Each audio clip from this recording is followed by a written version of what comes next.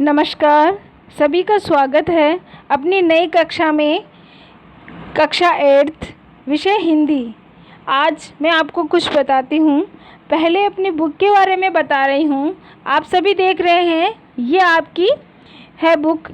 इसमें आपको 2 सब्जेक्ट मिलेंगे। ये हिंदी की है और इसी के अंदर हिंदी और हिंदी व्याकरण, यानी कि दोनों ही किताबें जो है आपके इस एक किताब के अंदर ही है, जिसमें हम आज जो वीडियो बनाने वाले हैं वो हम हिंदी का बनाएंगे और अगला जो टर्न आएगा उसमें हम हिंदी व्याकरण का बनाएंगे। एक बार आपको हिंदी का मिलेगा वीडियो, एक बार हिंदी व्याकरण का मिलेगा, लेकिन आपकी जो किताब रहेगी वो किताब यही रहेगी। ये देख सकते हैं आप, इसमें आपको 2 विषय मिलेंगे, एक तो मिलेगा हिंदी और एक मिलेगा हिंदी व्याकरण। और जिसके वीडियो भी आपको एक बार हिंदी का वीडियो आएगा आपके और एक बार हिंदी व्याकरण का आएगा। तो आज हम हिंदी का शुरू करते हैं। सबसे पहले हिंदी का पार्ट नंबर 1 जो है ध्वनि, वो हम शुरू करेंगे। ये जो कविता है ये कविता है और इस कविता के जो लेखक है वो सूर्यकांत त्रिपाठी जी है। कवि सूर्यकांत त्रिपाठी जी या कवि निराला जी है, हम ये भी कह सकते हैं। इसमें युवा पीढ़ी को जागृत करने के लिए कवि ने अपने मन की बात बताई है, तो वो हम आज यहाँ पे पढ़ेंगे। और पढ़ने से पहले मैं आप सभी को बता देती हूँ, जो भी हम आज पढ़ेंगे वो आपको कॉपी में करना है सभी को। और अपने विद्यालय का समय सर ने जैसे बताया है कि 10 से 11 बजे तक रहेगा, तो आप कॉपी चेक करवाने के लिए वहाँ आ सकते हैं और वहाँ पे आपकी साथ में कॉपी भी चेक होती रहेगी। तो आज जो हम पढ़ेंगे और क्या आपको करके लाना है वो भी मैं आपको बता दूंगी। तो अपनी जो कविता है ध्वनि वो शुरू करेंगे। हिंदी की कविता है ये, हिंदी का पार्ट नंबर 1 है ध्वनि और इसके जो लेखक है वो है सूर्यकांत त्रिपाठी जी। इसमें युवा पीढ़ी को जागृत करने के लिए कवि ने बताया है, तो वो हम यहाँ पे पढ़ेंगे। तो हम अपना पाठ प्रारंभ करते हैं। आप सभी देख सकते हैं। अब इसमें देखिए सभी आप, अब इसमें जैसे यहाँ से शुरू हो रहा है कि अभी ना होगा मेरा अंत, अभी अभी ही तो आया है मेरे वन में मृदुल वसंत। अभी न होगा मेरा अंत, हरे हरे है ये पात, डालियाँ कलियाँ कोमल गात, मैं ही अपना स्वपन मृदुल कर, फेरूंगा निद्रित कलियों पर, जगा एक प्रत्युष मनोहर। अब इसके पहले हम शब्दार्थ देखेंगे। जो अपना ये पैराग्राफ आप देख रहे हैं, ये पैराग्राफ देख रहे हैं आप सभी। अब पैराग्राफ में से कुछ कठिन शब्द आए, पहले उनको हम पढ़ेंगे। जैसे वन शब्द आया तो वन का अर्थ क्या हुआ? जंगल हुआ। मृदुल शब्द आया तो मृदुल का क्या हुआ? कोमल हुआ। इसी प्रकार आगे अंत शब्द आया तो अंत का क्या अर्थ हुआ? समाप्ति हुआ। क्या हुआ? समाप्ति हुआ। इसी प्रकार आगे एक शब्द आया पात, पात शब्द का अर्थ पत्ते। क्या हुआ? पात शब्द का अर्थ पत्ते हुआ। कोमल शब्द आया है, कोमल का अर्थ हुआ मुलायम। क्या हुआ? कोमल का अर्थ मुलायम हो गया। और गात शब्द जो आया है, गात का हो गया शरीर। क्या हो गया? शरीर हो गया गात का।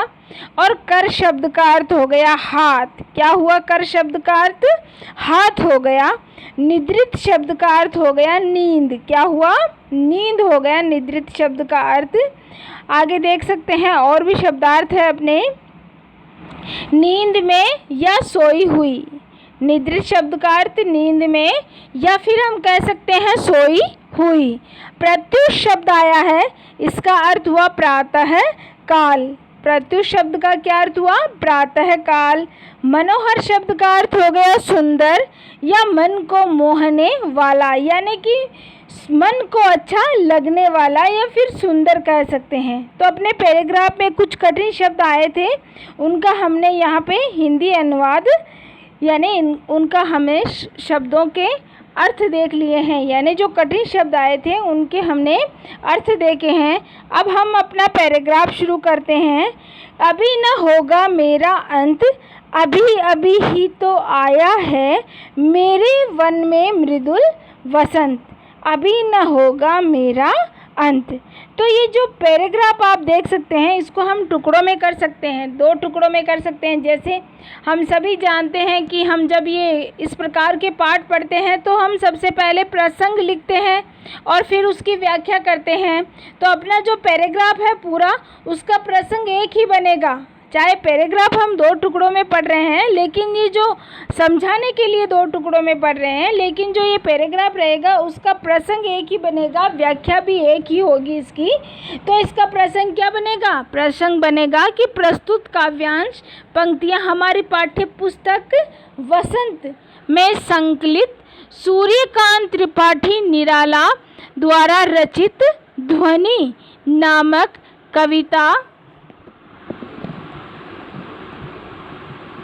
1 मिनट रुकिए, इसमें थोड़ा, हाँ, यहाँ देख सकते हैं आप, कुछ अक्षर साफ नहीं दिखाई दे रहे हैं, अब आप देख सकते हैं इसको। अब जैसे हम प्रसंग कर रहे थे, तो ये जो वसंत आ रहा है, इसमें जैसे लिखा है कि ये जो पंक्तियां हैं वो हमारी पाठ्य पुस्तक वसंत, जो वसंत ये नाम है ना, वसंत से संकलित है। यानी कि ये जो हमारी बुक लगाई हुई है, ये जो है इसमें आपको हिंदी और हिंदी व्याकरण दोनों मिल रहे हैं, दोनों सुविधा है। और जो अपनी जो मेन मुख्य बुक होती है उसका नाम होता है, उसका नाम है वसंत। तो वसंत है उसका नाम, इसीलिए ये आया है वसंत में संकलित। यानी कि वसंत जो है वो किताब का नाम है कि हमारी पाठ्य पुस्तक वसंत से संकलित, हमारी पाठ्य पुस्तक जो है वसंत उसमें से लिया गया है। और इसके जो रचयिता है वो कौन है? कवि निराला जी। कवि निराला जी, या हम कह सकते हैं कि सूर्यकांत त्रिपाठी जी है, जो इनके कौन है? रचयिता है, या इनके लेखक है, इनके रचयिता है। ये जो पंक्तियाँ कवि निराला जी द्वारा लिखी गई है, और पंक्तियों के माध्यम से कवि हमसे क्या कहना चाहते हैं? कवि अपने जीवन का अंत समझाने वाले आलोचकों को कड़ा जवाब देते हुए देश की युवा पीढ़ी को जागृत करने के लिए कह रहे हैं, देश की युवा पीढ़ी को जागृत करने के लिए कह रहे हैं कि अभी तो मेरा अंत नहीं होगा, क्योंकि अभी अभी तो मैं आया हूँ। यानी मेरे जीवन में अभी अभी तो वसंत ऋतु की बाहर आई है, इसीलिए अभी मेरा अंत नहीं होगा। यानी युवा पीढ़ी को जागृत करने के लिए कवि ये बता रहे हैं। तो कवि ने हमसे क्या बताया कि अभी न होगा मेरा अंत, अभी अभी ही तो आया है मेरे वन में मृदुल वसंत, अभी न होगा मेरा अंत। तो प्रसंग तो यही बनेगा चारों का प्रसंग तो इस पैराग्राफ का पूरे का यही बनेगा। लेकिन जो हिंदी अनुवाद है वो देख सकते हैं आप। जैसे अभी न होगा मेरा अंत, अभी अभी ही तो आया है मेरे वन में मृदुल वसंत, अभी न होगा मेरा अंत। तो इसमें कवि अपने आत्मविश्वास के साथ अपने आलोचकों को, या जो मानते हैं कि कवि का कवित्व अब प्रभावशाली नहीं रहा है और उनका कवि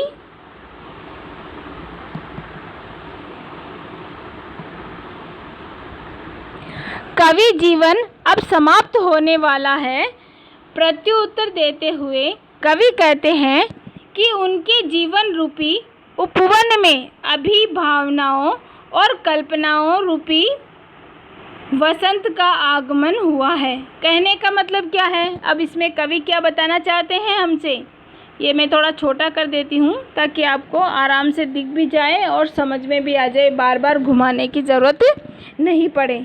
तो हमने इसमें देखा, जैसे कवि बता रहा है कि अभी न होगा मेरा अंत, अभी अभी ही तो आया है मेरे वन में मृदुल वसंत, अभी न होगा मेरा अंत। तो कवि हमसे कह रहा है कि अभी मेरा अंत नहीं होने वाला है, अभी जो मेरा जीवन है उसका अंत नहीं होने वाला है। जीवन रूपी उपवन, यानी जीवन रूपी वन में भावनाओं और कल्पनाओं रूपी, जो मेरे मन में जो भावनाएं हैं और मेरी जो कल्पनाएं हैं उसमें कल्पनाओं का आगमन हुआ है। कल्पना जो है भावना और कल्पनाओं का मेरे मन में अभी तो आगमन हुआ है, इसीलिए अभी मेरा अंत नहीं होने वाला है। यानी कवि ये हमें कहना चाहते हैं। जैसे आगे क्या है, हरे हरे हैं ये पात, हमने अभी पढ़ा हरे हरे हैं, ये पात, पात शब्द का अर्थ हमने पढ़ा पत्ते, कि ये जो पत्ते हैं वो हरे हरे हैं। डालियाँ कलियाँ कोमल गात, डालियाँ कलियाँ कोमल गात, मैं ही अपना स्वपन मृदुल कर फेरूंगा निद्रित कलियों पर, जगा एक प्रत्युष मनोहार। अब कवि हमसे क्या कहना चाहता है? कवि ने पहले हमसे कहा कि अभी तो उनका अंत नहीं होने वाला है, क्योंकि अभी तो उनके जीवन रूपी वन में या जीवन रूपी उपवन में भावना और कल्पना रूपी वसंत का आगमन हुआ है, इसीलिए अभी उनका अंत होने वाला नहीं है। आगे कवि ने बताया कि जिस प्रकार वसंत के आगमन में प्रकृति का वातावरण संगीतमय हो जाता है, कवि क्या बता रहे हैं कि जिस प्रकार वसंत ऋतु आती है तो वसंत ऋतु आते ही प्रकृति का जो वातावरण है वो संगीतमय हो उठता है, यानी चारों ओर खुशी फैल जाती है और चारों ओर मनमोहक और परिवर्तित प्रकृति दिखाई देती है। चारों ओर मन को अच्छी लगने वाली प्रकृति दिखाई देती है, हमें हमारे मन को अच्छी लगने वाली जो प्रकृति है वो दिखाई देती है। ठीक उसी प्रकार कवि आलस्य और निद्रा में खोए हुए तथा अपने पथ से भटके हुए युवा पीढ़ी को प्रेरित करेंगे या प्रेरित करेगा। अब जो नींद में या आलस्य में खोए हुए व्यक्ति है, जो रास्ता भटक चुके हैं, उन युवाओं को जागृत करने के लिए कवि कह रहे हैं। जैसे कि वसंत में प्रत्येक पत्ता हरा, डालियाँ कोमल और कलियाँ अध खिली होती है, और वसंत उन कलियों को अपने सपनों जैसे मधुर और कोमल हाथों से जगाकर नए सवेरे का आरंभ करता है। उसी प्रकार कवि भी अपनी कविताओं के नए नए ओजस्वी विषयों के माध्यम से युवा पीढ़ी को या युवाओं में उत्साह का संचार करके उन्हें आलस्य से जगाकर व सही मार्ग पर लाकर एक नई आशा से परिपूर्ण भविष्य का निर्माण करेगा, जिससे वे सुपथ पर अग्रसर हो सके। अब कहने का मतलब इसमें क्या है कि कवि जो है, अब कवि इस पैराग्राफ के माध्यम से कवि कह रहा है युवा पीढ़ी को जागृत करने के लिए कि अभी न होगा मेरा अंत, अभी अभी ही तो आया है मेरे वन में मृदुल वसंत, अभी न होगा मेरा अंत। कवि कह रहा है अभी तो मेरी जीवन रूपी मेरी कल्पनाएं हैं या मेरी जिज्ञासाएं हैं या मेरा जो जीवन रूपी उपवन है, उसमें मेरे मन में भावना या मेरा जीवन रूपी ये जो शरीर है, ये जो मेरा जीवन है, इसका अभी प्रारंभ हुआ ही है और मेरे मन में अभी अभी तो भावनाओं और कल्पनाओं रूपी वसंत की बहार आई है, यानी भावना और मन में कल्पनाएं अभी अभी तो जागृत हुई है, इसीलिए अभी मेरा अंत होने वाला नहीं है। जिस प्रकार कवि ने बताया कि जिस प्रकार हरे हरे पत्ते होते हैं और जैसे डालियाँ होती है और जो डालियों पर जो कलियाँ खिल रही होती है, अध खिले जो फूल होते हैं, उसी प्रकार अभी अभी जो युवा पीढ़ी है उनके बारे में बता रहे हैं कि जिस प्रकार हरे हरे पत्ते होते हैं, डालियाँ हैं और कलियाँ हैं और कोमल यानी कि मुलायम, जिस प्रकार मुलायम उनका शरीर है, और मैं ही अपना स्वपन मृदुल कर लूँ, यानी कवि कह रहा है कि मैंने जो अपने मन में मीठे सपने देखे हैं, जिस प्रकार फेरूंगा निद्रित कलियों पर जगा एक प्रत्युष मनोहार, यानी प्रातःकाल मन को अच्छी लगने वाली जिस प्रकार कलियाँ निकलती है, और मैं उन कलियों रूपी जो युवा पीढ़ी है उसको जागृत करने के लिए उन्हें सही रास्ता दिखाऊंगा तथा सही रास्ते पे लाने का प्रयास करूंगा। तो कवि क्या कहना चाहते हैं? कवि जो युवा पीढ़ी है उसको जागृत करने के लिए बता रहे हैं। क्या बता रहे हैं कवि आलस्य और निद्रा में खोए हुए और अपना रास्ता या पथ से भटकने वाले युवा पीढ़ी को प्रेरित कर रहे हैं। कवि किसको प्रेरित कर रहे हैं? युवा पीढ़ी को प्रेरित कर रहे हैं और बता रहे हैं कि जिस प्रकार वसंत में प्रत्येक पत्ता हरा भरा व डालियाँ, जिस प्रकार वसंत ऋतु में पत्ते हरे भरे होते हैं, डालियाँ होती है, कलियाँ अध खिली होती है और और वसंत उन कलियों को अपने सपनों जैसे मधुर और कोमल हाथों से जगाता है। जो वसंत है अपने सपनों जैसे मधुर कोमल और हाथों से जगाता है और नए सवेरे का आरंभ करता है। उसी प्रकार कवि भी जिस प्रकार वसंत ऋतु नए सवेरे का करती है आगमन, उसी प्रकार कवि भी अपनी कविताओं के माध्यम से, यानी अपनी जो कविताएं हैं उनके माध्यम से युवा पीढ़ी को जागृत करना चाहते हैं और उनके अंदर उत्साह का संचार करना चाहते हैं ताकि वो अपने जीवन में एक लक्ष्य को प्राप्त कर सके। तो इस प्रकार युवा पीढ़ी को जागृत करने के लिए कवि ने ये सब कहा है। तो आप सभी को क्या करना है, सबसे पहले तो ये पैराग्राफ उतरना है कॉपी के अंदर।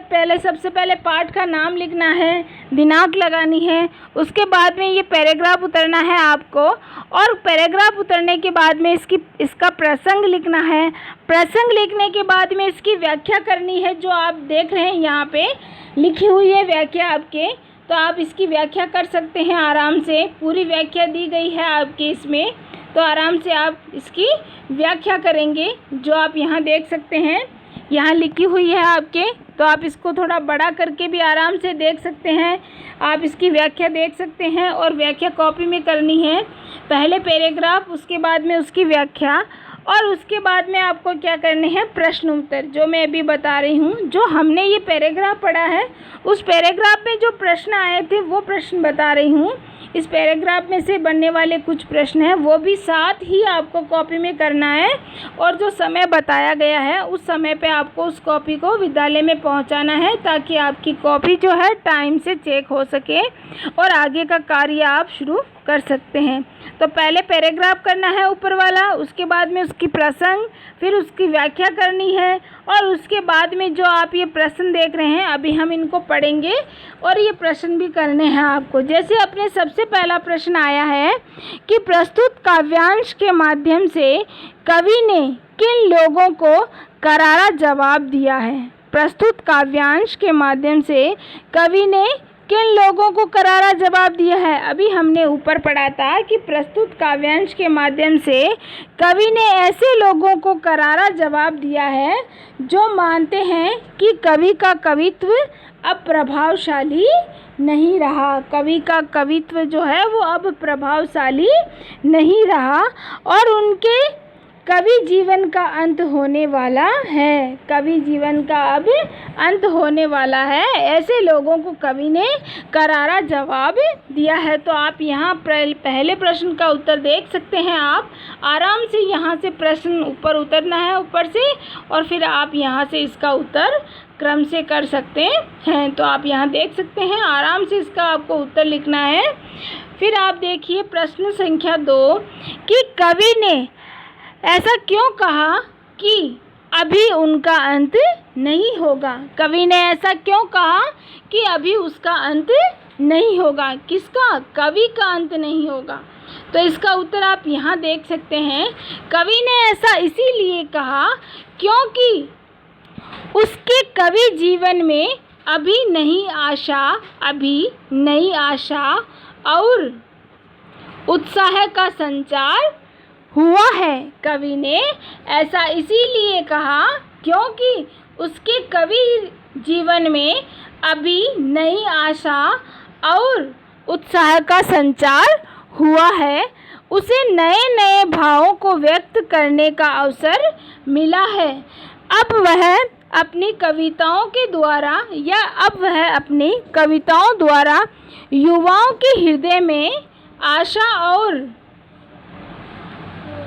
उत्साह का संचार करेंगे। आशा और उत्साह का क्या करेंगे? युवा पीढ़ी के मन में संचार करेंगे। तो इस प्रकार आप प्रश्न संख्या 2 का उत्तर भी आप आराम से यहाँ से देख सकते हैं और आप इसका उत्तर लिख सकते हैं। यहाँ से प्रारंभ करना है, 2 नंबर जहाँ लिखा हुआ है यहाँ से शुरू करके आपको यहाँ तक करना है। उत्साह का संचार करेगा, ठीक है। प्रश्न संख्या 3 देखिए सभी। वन और निद्रित कलियां यहाँ किसे प्रतीक है? क्या पूछा है प्रश्न में? वन और निद्रित कलियां यहाँ किसके प्रतीक है? किसके प्रतीक है? हमने अभी युवा पीढ़ी के बारे में, वन के बारे में, जीवन रूपी के बारे में पढ़ा ना कुछ ऊपर, तो उसी के बारे में हमसे पूछा गया। तो इसका उत्तर हम यहाँ लिख सकते हैं। आप देख रहे हैं यहाँ पे उत्तर इसका दिया गया है कि यहाँ वन कवि के जीवन रूपी उपवन का तथा निद्रित कलियां आलस्य में डूबे हुए नवयुवकों का प्रतीक है। अब हमने क्या पढ़ा इसमें, क्या बताया इसमें कि यहाँ वन जो है वो कवि के जीवन रूपी उपवन का, वन शब्द किसके लिए आया है? कवि के जीवन रूपी उपवन के लिए आया है, यानी कवि के जीवन रूपी उपवन के लिए या कवि के जीवन के लिए वन शब्द आया है। और जो निद्रित शब्द आया है वो आलस्य में डूबे हुए नवयुवकों के लिए आया है। किसके लिए आया है? आलस्य में डूबे हुए नवयुवकों के लिए ये आया है। तो आप यहाँ से प्रश्न संख्या 3 का उत्तर भी लिख सकते हैं। प्रश्न संख्या 4 देखिए सभी। कवि अपनी रचनाओं द्वारा किनको उत्साहित करना चाहता है? कवि अपनी रचनाओं द्वारा किनको उत्साहित करना चाहता है? तो आप इसका उत्तर यहाँ से लिख सकते हैं। कवि अपनी रचनाओं द्वारा युवा पीढ़ी को उत्साहित करना चाहता है। किसको उत्साहित करना चाहता है? युवा पीढ़ी को उत्साहित करना चाहता है। तो इस प्रकार आज हमने पहला पैराग्राफ पढ़ा, उसके कुछ शब्दार्थ भी देखे, कठिन शब्द भी हमने देखे हैं, और जो प्रसंग था व्याख्या, प्रसंग भी देखा, व्याख्या भी पढ़ी हमने, और हमने किस प्रकार कवि युवा पीढ़ी को जागृत करना चाहते हैं वो भी हमने इसमें पढ़े, और इसमें से जो पैराग्राफ में से प्रश्न बन रहे हैं वो भी हमने देखे हैं। तो आप सभी को क्या करना है, सबसे पहले आप पैराग्राफ उतरना है, उसके बाद में इसकी प्रसंग, फिर उसके बाद में इसकी व्याख्या करेंगे। आप व्याख्या करने के बाद में आप जो आपके यहाँ प्रश्न आए हुए हैं नीचे, आप प्रश्न देख सकते हैं नीचे। अभी हमने जो हल किए थे वो प्रश्न देख रहे हैं आप सभी, तो आपको ये प्रश्न भी करने हैं। तो इतना सा ही काम करना है आपको, और फिर कॉपी समय से विद्यालय पहुँचानी है ताकि आपके चेक हो जाए और आगे का काम आप प्रारंभ कर सकते हैं। अगला भाग हम इसका जल्द ही पढ़ेंगे। धन्यवाद।